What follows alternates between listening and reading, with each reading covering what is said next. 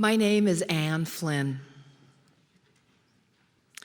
I am going to talk about the art of dance, my area of practice and expertise, and suggest that dance, the moving around and hard to pin down embodied art form that expresses itself in totally different forms and styles in specific cultural and historical moments, is an active site for social change.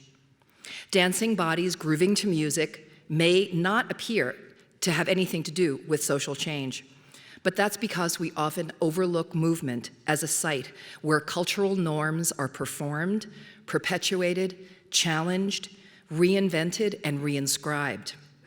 Dancing around in both social settings and on the stage is a lot more complicated than we might imagine at first glance.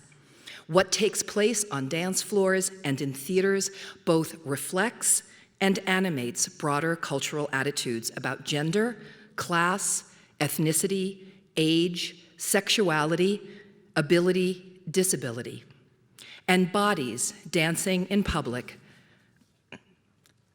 can push up against those cultural attitudes or stereotypes to affect social transformation. Here are 3 examples of dancing change. 1, dance and feminism. In the 1920s, following out of the first wave of the women's movement, the Charleston emerged as one of the most popular social dances in history.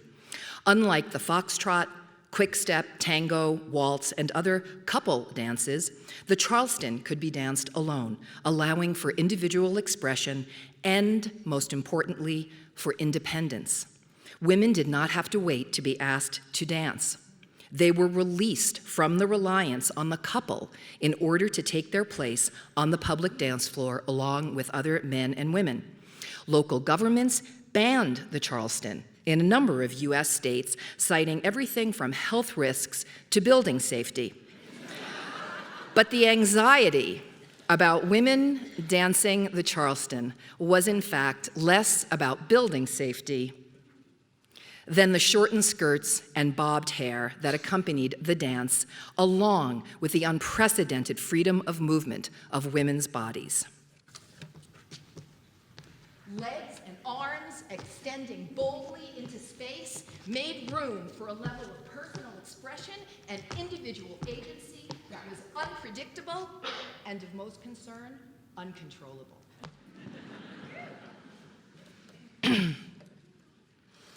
A similar show of female independence on the dance floor accompanied the second wave of the feminist movement in the 1960s when the jitterbug or Lindy Hop, a couple dance, was pushed aside to make room for the twist and a range of other vernacular dances that broke with the couple formula.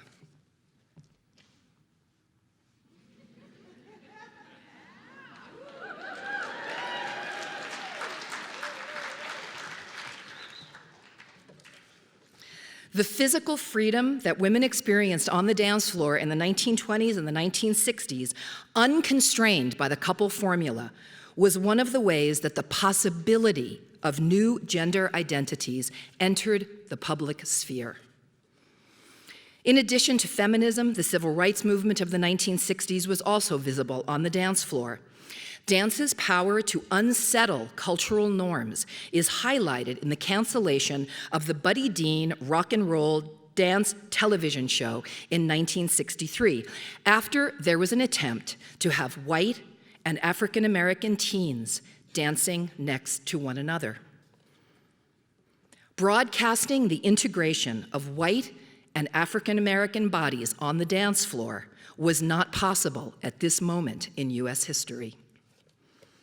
2, dance and race.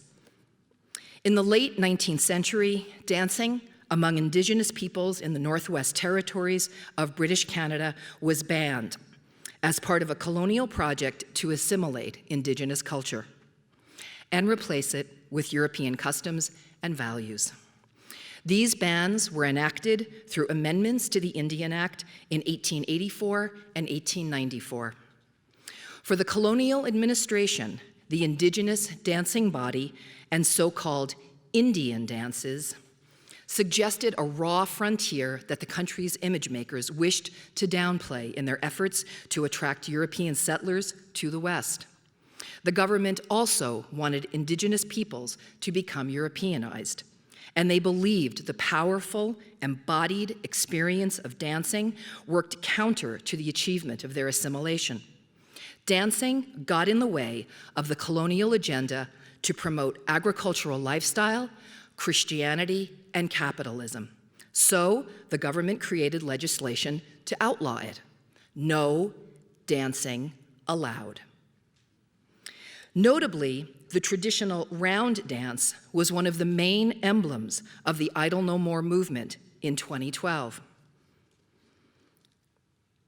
This tactic of highlighting a formerly outlawed spiritual and cultural practice sent a powerful message about cultural reclamation. Bodies on the front line, holding hands, moving in unison in an unbroken circle of solidarity, dancing for social change. 3, dance and health reform. In 2013, I helped create a program for people with Parkinson's disease and their care partners. Working with Vicki Adams-Willis at Decidedly Jazz and supported by Parkinson Alberta, the Rose Foundation, and a federal research grant, people with Parkinson's disease came to the DJD studios every week to take a beginner dance class. With live accompaniment by jazz pianist Sheldon Zanbor, the Dancing Parkinson's program focuses on body awareness, musicality and rhythm, range of motion, and a classic jazz style.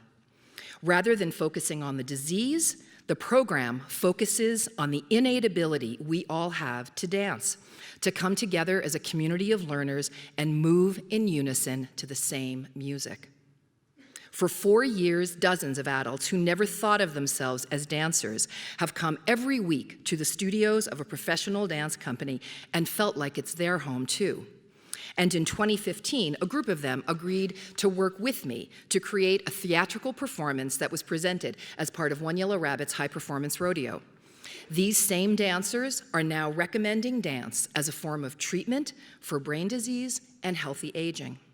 This dance program and the actions of its participants is a Calgary example of dance making beautiful trouble, dancing for social change. Here are the dancers in action.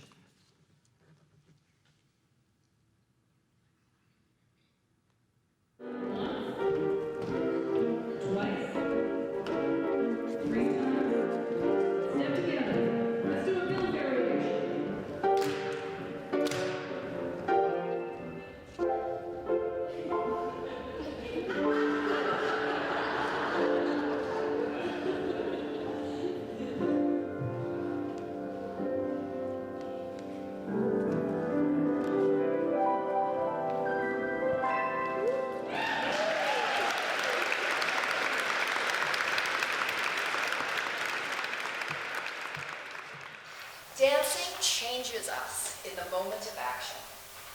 Dancing with other people changes our relationship with them.